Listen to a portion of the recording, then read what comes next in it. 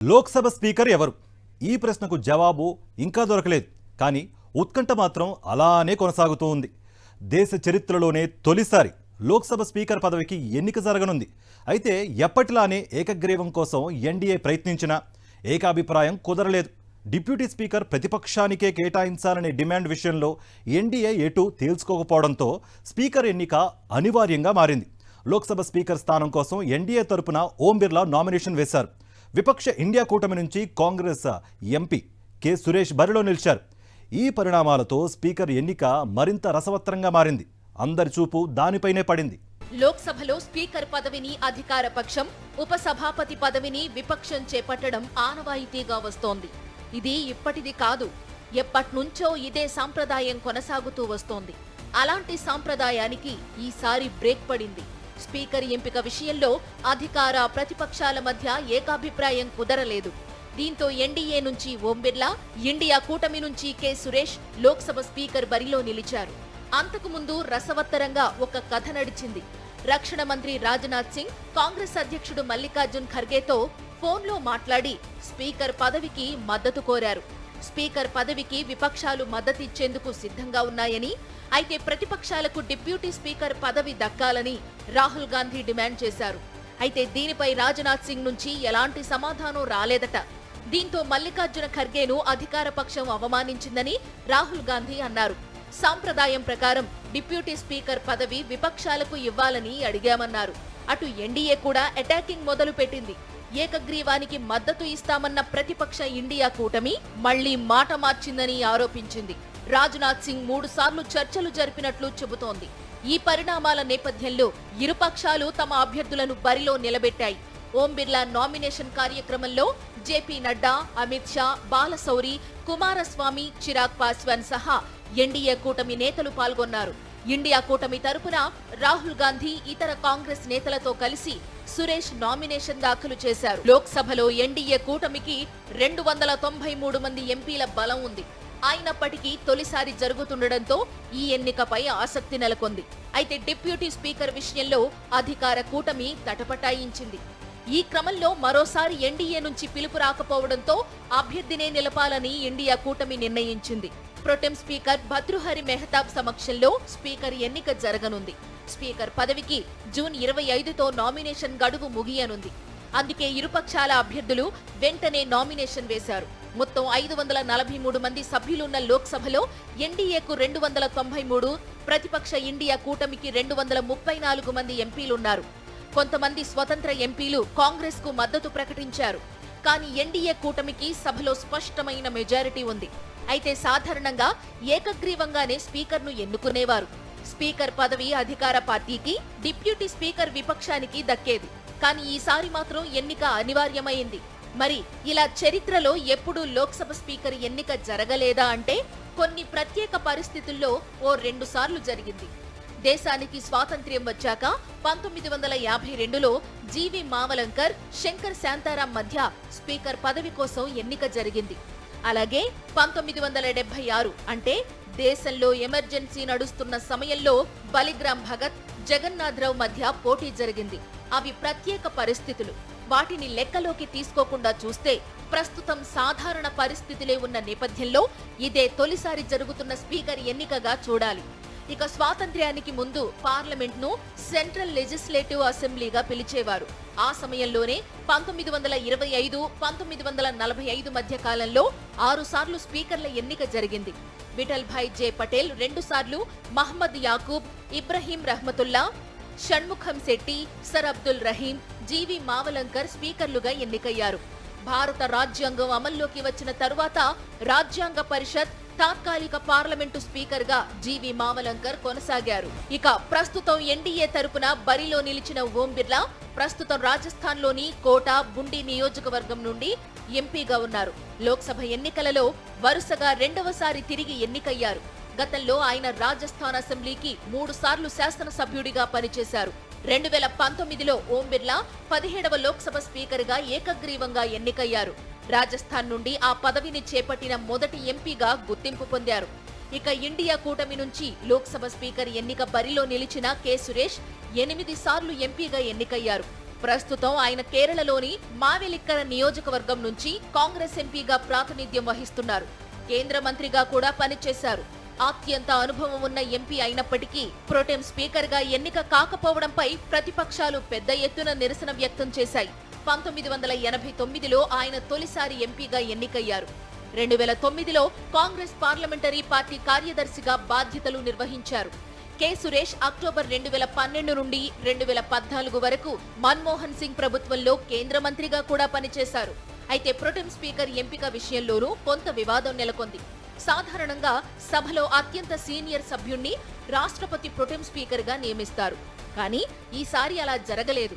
8 సార్లు లోక్సభకు ఎన్నికైన కె సురేష్ ను కాదని కేవలం 6 సార్లు మాత్రమే ఎన్నికైన మెహతాబ్ ను ప్రోటెం స్పీకర్ గా నియమించారు. అయితే ప్రోటెం స్పీకర్ కేవలం 2 విధులు మాత్రమే నిర్వర్తిస్తారు. లోక్సభకు కొత్తగా ఎన్నికైన సభ్యుల చేత ప్రమాణ స్వీకారం చేయిస్తారు. ఆ తరువాత స్పీకర్ ఎన్నిక జరిపిస్తారు. అంతటితో ప్రోటెం స్పీకర్ పాత్ర ముగుస్తుంది. ప్రోటెం స్పీకర్ పెద్దగా చేసే పని ఏమీ ఉండదు కాబట్టి వివాదానికి తావు లేకుండానే నియామకం జరిగిపోతుంది. కానీ ఈసారి ప్రోటెం స్పీకర్ విషయంలోనూ వివాదం జరిగింది. ఆ వివాదం ముదిరి ఇప్పుడు స్పీకర్ ఎన్నికకు దారితీసింది. గతంలో అధికార పక్షానికి స్పీకర్ ఉండగా ప్రతిపక్షానికి డిప్యూటీ స్పీకర్ పదవి దక్కడం ఆనవాయితీగా వస్తోంది. యూపీఏ 1, యూపీఏ 2 ఇదే విధానాన్ని ఇంప్లిమెంట్ చేశారు. యూపీఏ 1 హయాంలో BJP MP Charanjit Singh, UPA 2లో BJP MP Kariya Munda deputy speaker గా ఉన్నారు. కానీ గత 10 ఏళ్లలో ఎన్డీఏ తొలి టర్మ్ లో డిప్యూటీ స్పీకర్ గా ప్రతిపక్షానికి ఛాన్స్ ఇచ్చింది.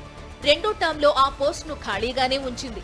తాజాగా విపక్షాల తరపున కాంగ్రెస్ అభ్యర్థి కె సురేష్ నామినేషన్ వేయడంతో స్పీకర్ ఎన్నిక ఆసక్తికరంగా మారింది. లోక్సభ స్పీకర్ పదవికి ఎందుకంత ప్రాధాన్యత? ఎందుకంటే పార్లమెంట్లో ప్రతిష్టాత్మకమైన పదవి స్పీకర్ పదవి. పార్లమెంట్ మొత్తానికి స్పీకర్ అత్యున్నతాధికారి.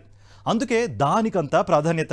అందులోనూ ఎప్పుడు ఏకగ్రీవంగా జరిగే ప్రక్రియ ఇప్పుడు ఎన్నికకు దారి తీయడంతో మరింత ఆసక్తి పెరిగింది. అందరి చూపు దానిపైనే పడింది. ఇంతకీ లోక్సభ స్పీకర్ పదవి ఏ విధంగా కీలకం? లోక్సభ స్పీకర్ ఎన్నిక ప్రక్రియ ఎలా ఉంటుంది? లోక్సభ స్పీకర్ విధులు ఏంటి? గత 16 లోక్సభల్లో 2 దఫాలు స్పీకర్ పదవిలో ఉన్న నేతలు ఎవరైనా ఉన్నారా? Watch it.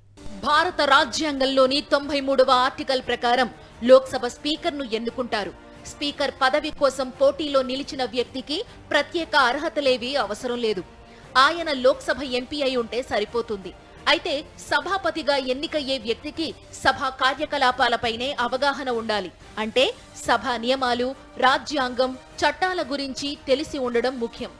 ఈ ఎన్నిక ఎలా ఉంటుందంటే లోక్సభ సభ్యుల నుంచే సభాపతిని సాధారణ మెజారిటీతో ఎన్నుకుంటారు. అంటే సభకు హాజరైన సభ్యులలో సగానికి పైగా సభ్యులు స్పీకర్ అభ్యర్థికి ఓటు వేయాల్సి ఉంటుంది. సహజంగా అధికార పక్షానికి చెందిన వ్యక్తే స్పీకర్ గా ఎంపికవుతారు.